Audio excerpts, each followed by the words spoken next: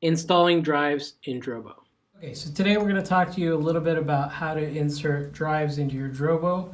Right here we have 5D3 in front of us. It's one of our top line direct attach Drobos. And this is why we're trying to get the ultimate performance from our Drobo.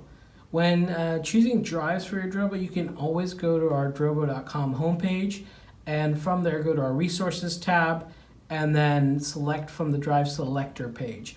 Once you get to that page, you'll see that for our direct attach, going with Seagate Barracuda Pros are the best way to go, and it's a Drobo recommended drive. Now you can also use WD Blacks as well, but we've just seen better performance on the Barracuda Pros.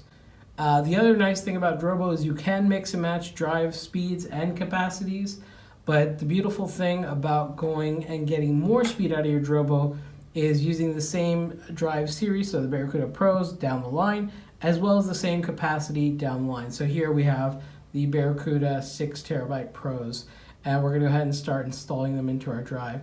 So the first thing you want to make sure you do whenever you're installing any multiple series of drives into your Drobo is make sure the unit is powered off.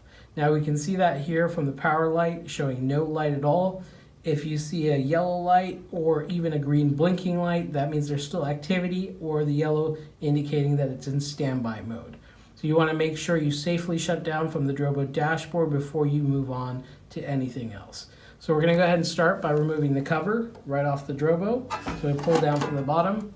And remember, whenever you're installing drives, all the series of what the lights mean are right there on the back of your cover. So always remember that as a good quick tip of where your stuff is. So we're going to start with the first drive. So the one thing you want to quickly learn is you want to pull the left latch back as far as you can. Those drive bay latches let you easily slide in and out the drives. So you're going to start depressing this to the left as much as you can. And then we're going to take our first drive,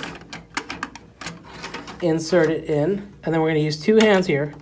Push it on the right side, push it on the left side, and then make sure you're completely latched over it.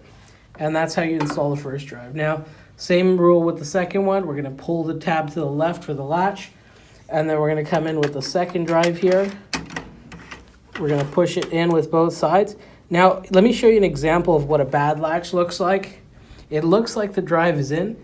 It may even show up that it's an active drive in Drobo dashboard, but it's not completely seated in.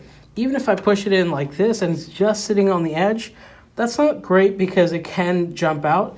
So you want to make sure you're pressing in with both hands and then bringing the latch all the way over the drive to ensure it's properly seated.